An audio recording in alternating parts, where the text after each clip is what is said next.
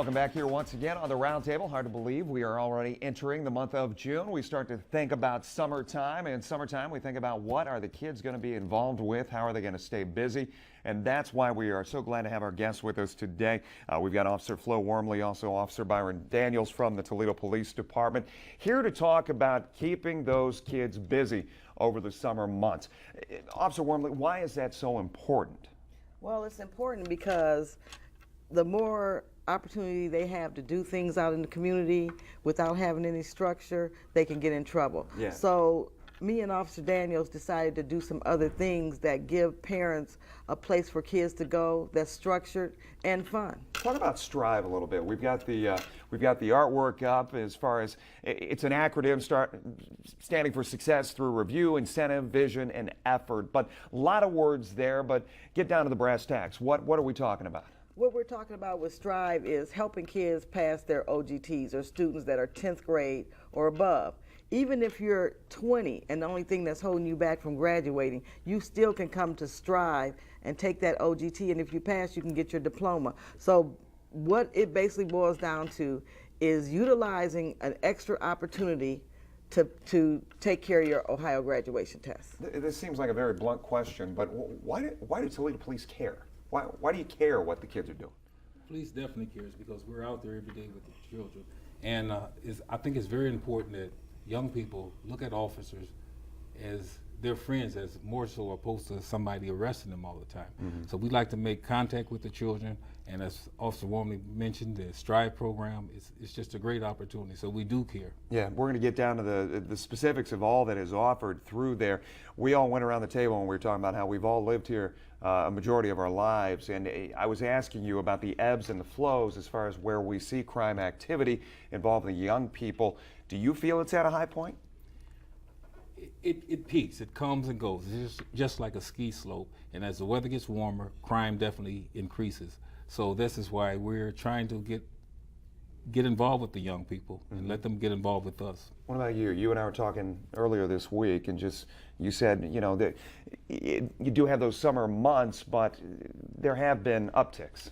Yes, but you know, even like today, as you see, we have a young person with us that would never even get an opportunity to be on your set, to see what it looks like, to even say, maybe I want to be behind the cameras and start there. Mm-hmm. So, you know, we're teaching constantly, and if this is something that she's able to see and able to do and able to accomplish, I mean, that's good for everybody here, for you to even have you know, a part in that. Yeah, and being able to get the word out to our audience, whoever that may be. Do you find in the neighborhoods, in the communities, it's tough to reach those? We went to break. I said it's one of those things, you've got the message, you've got a program, but not everybody is turning, you know, some people are turning a deaf ear to it. Who's the toughest to reach? I could say it could be the youth, because they're going to get out of school and they want to sleep in, but also it can be the parents who don't want to make the decision on what needs to be done with their child. Mm-hmm. They have to remember they're still the parent, and parents can make decisions on what you want your child to do. So I appeal to the parents to say, if we're offering a program that's structured and you know your kids aren't going to be safe, you don't have to worry about somebody wanting to come and jump them, or that there's going to be some other activity there, then I suggest that you come and see me and Officer Daniels and the other officers that should be there, and in a structured atmosphere. Is this a 5-day-a-week type of thing, 7 day a week? How does it work out? I'll let Officer Daniels explain that. Yes, well, the Brains and Body Fitness portion will run Monday through Wednesday, and it begins July the 1st, and it runs through August the 15th. Okay. And it runs from the hours of, as I said, from 9 o'clock to 1:30 in the afternoon. And we will have activities that structure on the brains and the fitness portion. We're also going to teach a class called The Mathematics of Life. And also in this class, everybody knows a little bit about multiplication, subtraction, division, but how many people really know how to balance a check or to balance a checkbook? Mm-hmm. We know a little bit about interest rates.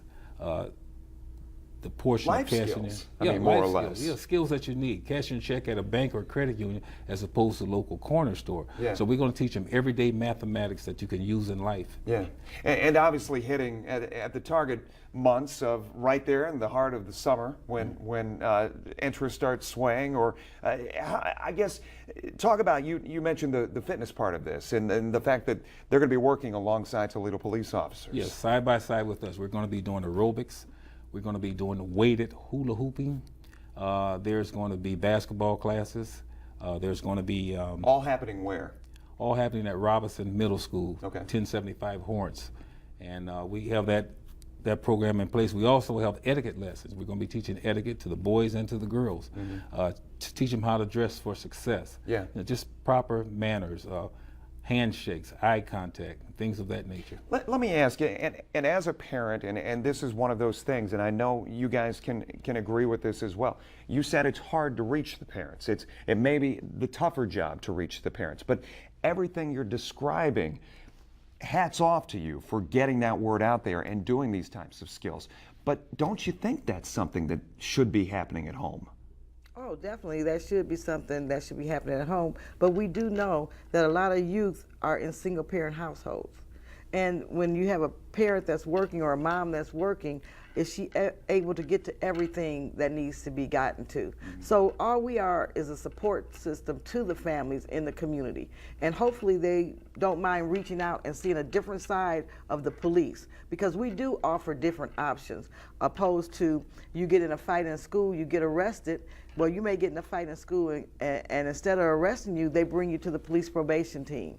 And what we do is we have you two sit down and you talk about, why are you fighting? Why did you used to be friends? Can you get that back? If not, how can you make it through school? One thing that really struck me was you had talked about how you will get these rivals in, and there has been a problem at school. There has been a fight. There's something in the neighborhoods.